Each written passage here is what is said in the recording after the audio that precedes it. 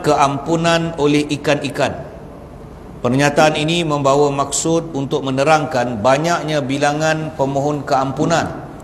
Perkara ini dinyatakan dalam beberapa riwayat. Dalam sesetengah riwayat dinyatakan bahawa para malaikat akan beristighfar untuk orang yang berpuasa.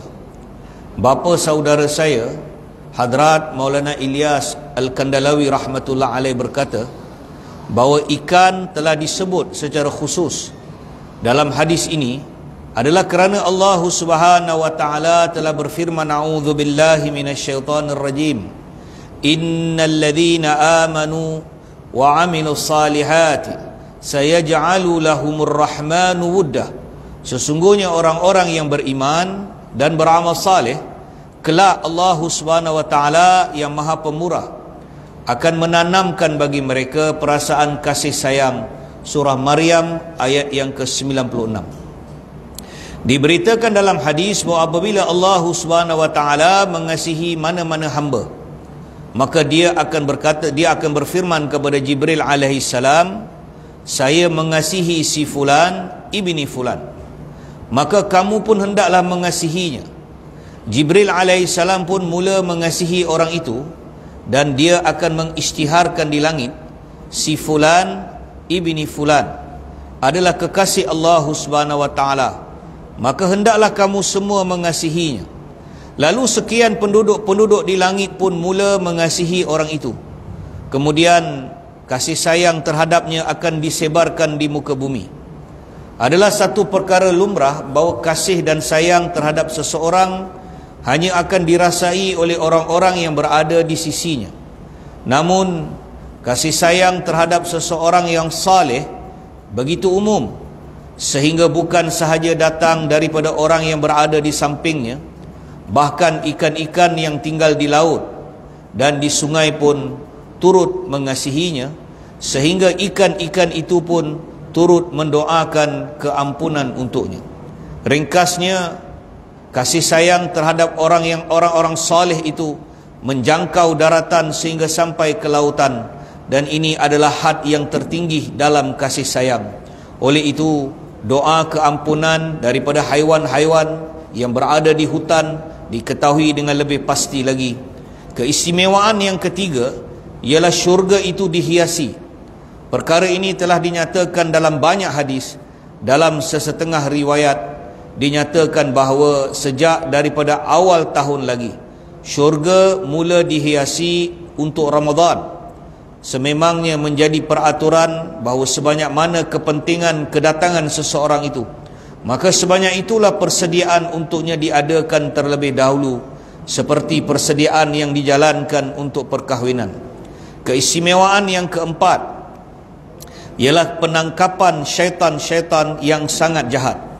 Lantaran penangkapan ini, kekuatan dorongan maksiat akan berkurangan disebabkan mencurah-curahnya rahmat dan banyaknya ibadat yang dilakukan di dalam bulan Ramadan. Sudah tentu syaitan akan berusaha sedaya upaya dan sekeras mungkin untuk menyesatkan, sehingga maksiat juga sepatutnya akan bertambah pada bulan ini tanpa had lagi. Namun demikian, keadaan sebaliknya yang berlaku. Kita akan dapat saksikan dan dapat dipastikan secara keseluruhannya bahawa perlakuan dosa dan maksiat akan sangat berkurangan. Berapa ramaikah kaki-kaki arak yang tidak lagi minum arak semata-mata kerana Ramadan, dan demikian juga dengan dosa-dosa yang lain, perlakuannya secara terbuka akan berkurangan. Walaupun demikian, perlakuan-perlakuan dosa masih tetap wujud, namun kewujudannya tidak menimbulkan apa-apa persoalan terhadap kandungan hadis, kerana hadis itu menyatakan bahawa hanya syaitan-syaitan yang sangat jahat sahaja akan dirantaikan. Maka tidak hairanlah kalau dosa-dosa itu adalah kesan daripada syaitan yang biasa.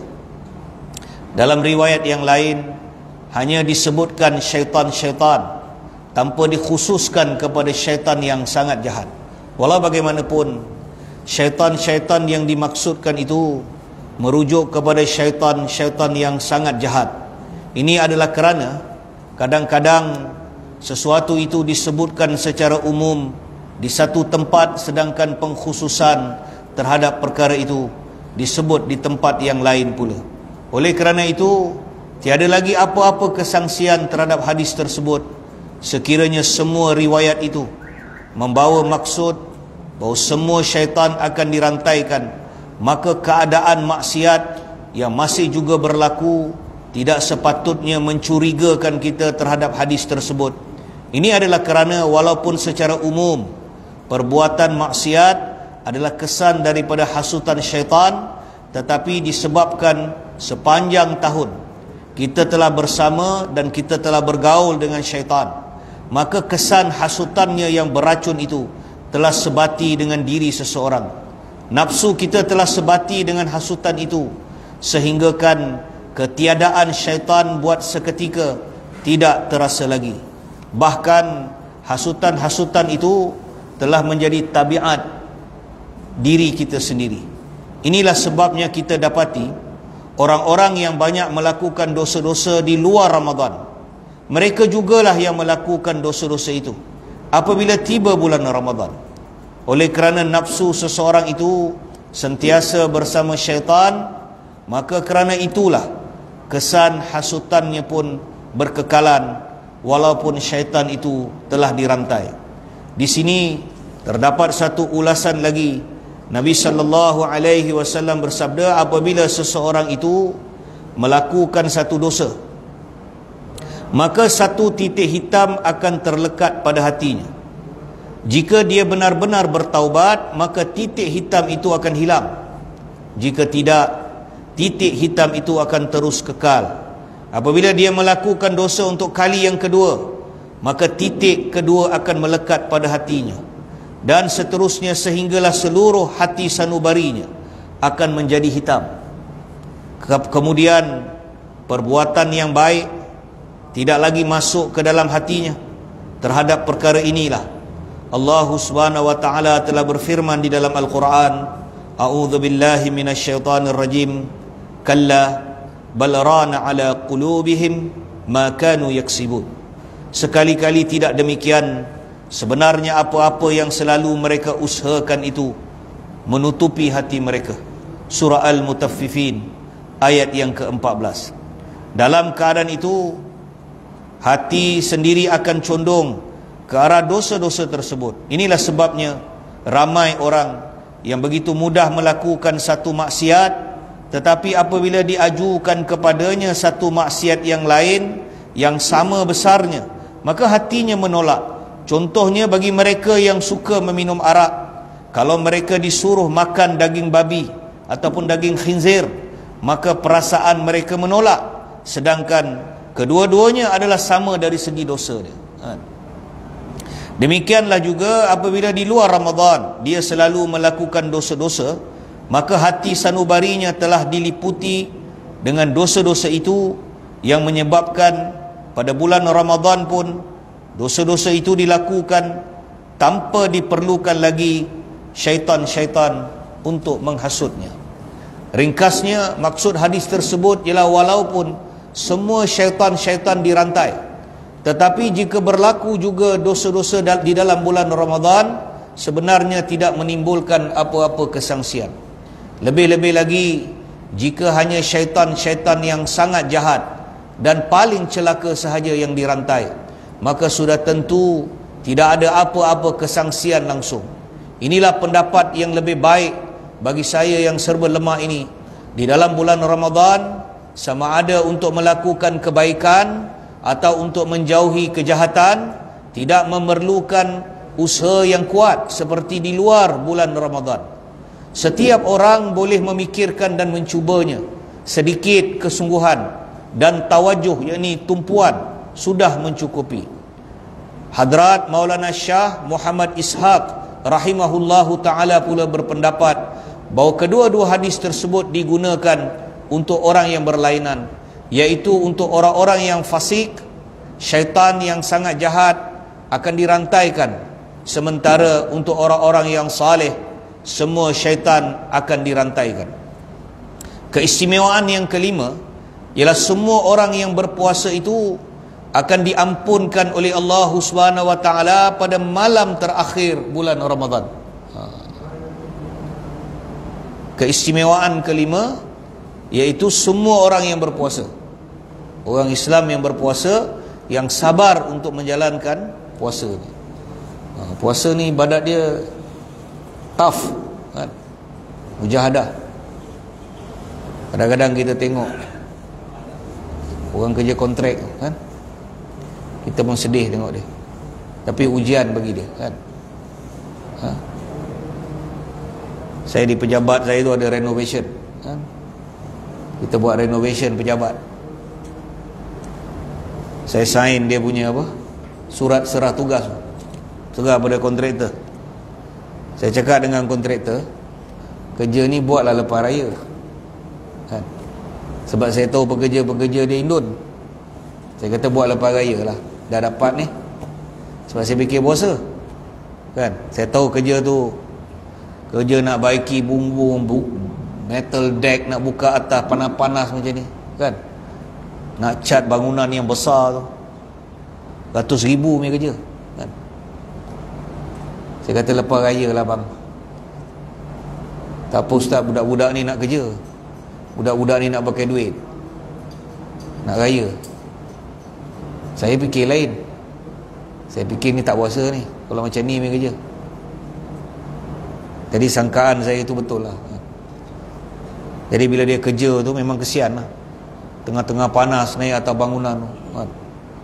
Nak pasang waterproofing lagi, betul metal deck lagi atas tu. Pagi pukul 9 dah panas dah kan, dah terasa air paip pun dah panas. Kerja dia. Tapi bila dekat pukul tengah hari tu, saya pukul 2 saya naik atas tempat rehat dia, semua tengah makan. Tak, dia nampak saya, Allah ustaz, dia kata. Saya kata tak apa, saya tak nak tengok. Saya tak nak apa? Saya tak nak tengok. Tak apa, saya tak nak tengok. Saya jalan je. Dia nak makan tu biarlah dia makan. Saya tak nak tengok kan. Tak nak tengok tu bukan apa tuan-tuan, bukan kita lebih baik daripada dia, tak nak tengok tu sebab tak nak tengok aib dia. Sebab ujian dia. Kita pun kalau kerja macam tu kan, bukan semua orang mampu tahan. Mungkin Bangla ni dia boleh tahan.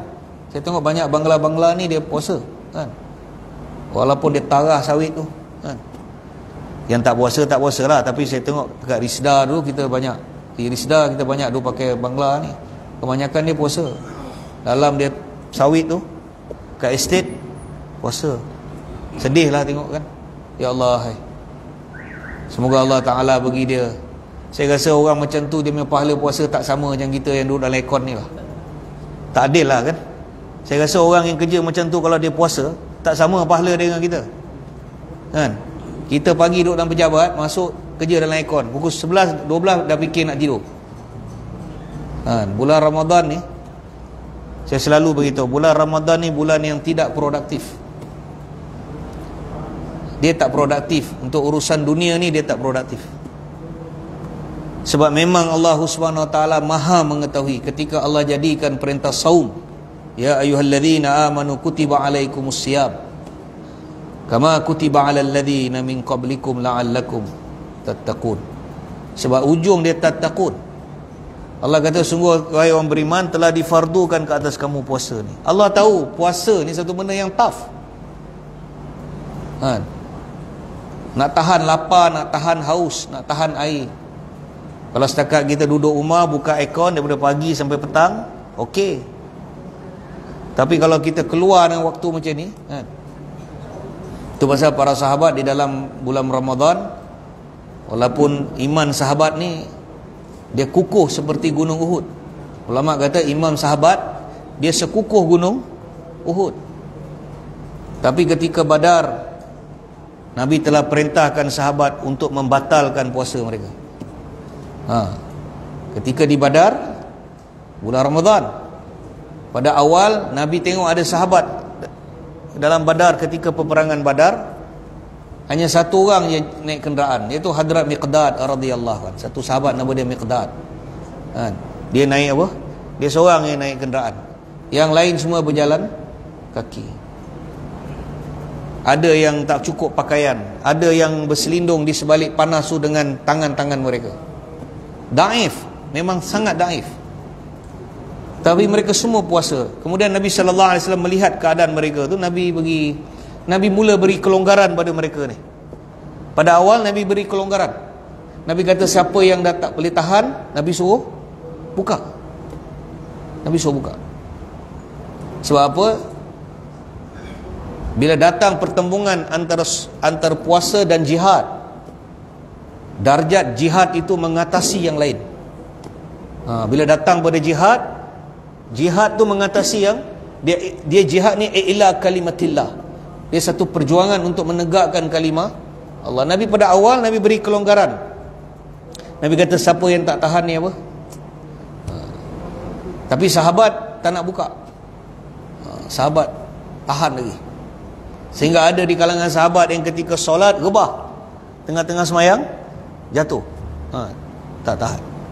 Akhirnya Nabi SAW telah mengeluarkan satu pengisytiharan. Ketika kemuncak perang tu, Nabi perintahkan batal puasa. Nabi kata, Nabi suruh minum. Tapi itu ketika perang lah, kan? Jangan kita gunakan dalil tu untuk kita haus sikit kita pun minum. Itu dah salah tafsir hadis tu, kan? Saya bagi keterangan tu nak beritahu ketika dalam i'la kalimatillah. Takutkan orang ambil video kan, dia ni zaman video kan, kita cakap tak habis dia potong setengah. Lepas tu dia pun nak cari income man. Dia sebarlah benda tu. Jadi sebar tak habis. Jadi dia undang fitnah pula kan? Jadi kita tengok keadaan orang yang bekerja ni, kita rasa kesian kan? Tapi ada yang Allah Ta'ala bagi dia kekuatan. Saya rasa orang yang kerja kontrak, yang kerja panas, Pakistan yang potong rumput bulan Ramadan ni kan, panas dia kerja tu kan? Kalau dia puasa, Allahu Akbar, saya rasa dia punya puasa lebih tinggi pada imam kita lah, darjat dia. Sebab dia ada ujian dia kan? Kita semua kat pejabat lari tidur, buka aircon, tidur dalam aircon. Kita duduk cari mana boleh berteduh, mana ada aircon kan? Tapi Allah Ta'ala bagi dia kekuatan. Jadi mudah-mudahan pengorbanan dia Allah Ta'ala bagi pahala lah pada dia, kejaran pahala yang besar. Jadi keistimewaan yang kelima, jam pukul berapa dah saya tak ada. Jadi keistimewaan yang kelima, yang terakhir, keistimewaan yang kelima ialah semua orang yang berpuasa akan diampunkan pada malam terakhir bulan Ramadan. Siapa yang ambil puasa ni dan dia sabar kan? Itu sebab orang puasa ni tuan-tuan, kalau kita tengok orang hari-hari lain, kenapa kita boleh puasa? Kenapa hari lain kita rasa susah nak tahan lapar? Beza dia dekat mana? Kenapa hari lain bila kita nak diet, kita tak tahan lapar? Beza dia kata para ulama terletak pada mana? Terletak pada innamal a'malu bin niat. Sebab kita dah niat untuk berpuasa. Kat situ je beza dia. Sebab kita niat dah masuk Ramadan tu kita nak puasa. Innamal a'malu bin niat. Semua imam-imam hadis, Imam Bukhari, Imam Muslim, Imam Nawawi, Imam Abi Daud, Tirmizi, Nasai, semua kitab-kitab hadis mereka yang pertama, mereka bawa hadis innamal a'malu bin niat. Semua amal orang Islam ni dia bergantung kepada niat. Jadi sebab kita niat nak puasa tu, Allah Ta'ala bagi kita kekuatan. Itu nombor satu. Yang kedua, kat mana kekuatan dia yang boleh menyebabkan kita puasa? Kekuatan yang kedua kata Nabi SAW adalah pada bersahur. Pada sahur. Itu sebab innallaha wa malaikatahu, sesungguhnya Allah dan para malaikat memohon menurunkan rahmat ke atas orang yang bersahur. Nabi kata bersahurlah kalian, jangan tak sahur. Sahur tengah malam pukul 12 makan terus tidur, itu bukan sahur. Nabi kata sahurlah kalian, kerana dalam bersahur itu ada keberkatan. Itulah waktu Allah turunkan rahmat. Allah SWT dan para malaikatnya menurunkan rahmat, berselawat. Allah berselawat dan menurunkan rahmat ke atas orang yang bersahur. bersahur. Oleh itu bersahurlah kalian. Sahur. Walaupun bisyaqqit tamar, walaupun dengan sebiji buah tamar ataupun dengan seteguk air waktu bangun. Oh tak adalah ustaz, saya memang lepas balik tarawih saya terus makan terus tidur. Itu bukan sahur. Nak bangun kerana waktu sahur itu waktu Allah Taala menurunkan rahmat. Bangun. Walaupun kita dah makan malam, kita tak boleh makan sahur begitu, tapi ambil satu susu, perah blendkan dengan banana, ambil pisang ke kurma ke, sikit kita minum. Kerana di dalam bersahur itu ada kekuatan. Nabi SAW menyatakan, bersahurlah kalian, dan kerana sesungguhnya ahli kitab, orang-orang Yahudi dan orang-orang Nasrani juga mereka berpuasa, tetapi mereka tidak bersahur. Oleh itu sanggahilah mereka, kata Nabi. Nabi kata cross dia. Kita ni mesti apa? Mesti silang dia.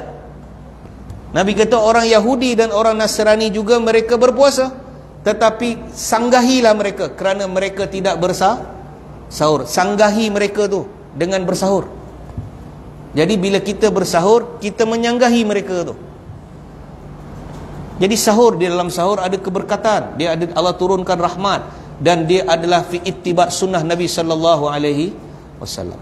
Dan itulah waktu yang paling afdal untuk istighfar. Jadi orang dia kata apa? Keistimewaan kelima ialah semua orang yang berpuasa akan diampunkan pada malam terakhir bulan Ramadan. Perkara ini telah pun dinyatakan pada hadis pertama. Oleh kerana Lailatul Qadar adalah malam yang paling afdal antara malam-malam Ramadan, maka para sahabat ridwanullahu ajma'in telah terfikir bahawa kelebihan yang begitu besar pastilah untuk malam tersebut. Walau bagaimanapun, baginda Rasulullah sallallahu alaihi wasallam bersabda bahawa kelebihan Lailatul Qadar adalah kelebihan yang berasingan, sedangkan ini adalah hadiah kerana berakhirnya Ramadan. Jadi Lailatul Qadar ni malam lain, tapi malam terakhir Ramadan Allah Ta'ala berikan pengampunan. Jadi saya nasihatkan diri saya dan tuan-tuan, ambillah Ramadan ni sebaik yang mungkin, kan? Kita puasalah, kan? Kalau kita tengok ada orang tak puasa tu, kita jangan apa? Kita tak payahlah tengok aib dia, kan? Tapi kalau kita buat dinun nasihat, kata kita boleh bagi nasihat kat dia, kita bagilah nasihat, tapi jangan jatuhkan air muka dia, kan? Jadi kalau kita ternampak orang curi-curi makan tu, kita pun apa? Kita jangan bagi sibuk apa? Kita bukan penguasa, kan? Kita tunduk dan jalan. Tunduk dan jalan, seperti mana Abdullah ibnu Mas'ud bila dia tengok Zadan main alat muzik dalam rumah, dia hanya doakan, mudah-mudahan alangkah baiknya kalau suara dia itu dia gunakan untuk baca Quran. Kemudian Abdullah bin Mas'ud ambil kain tutup kepala dia dan celuh jalan. Dia tak tengok aib orang tu. Jadi insya-Allah lah tuan-tuan, jadi habis hadis yang kedua ini, dan insya-Allah kita sambung hadis yang ketiga pada besok malam insya-Allah.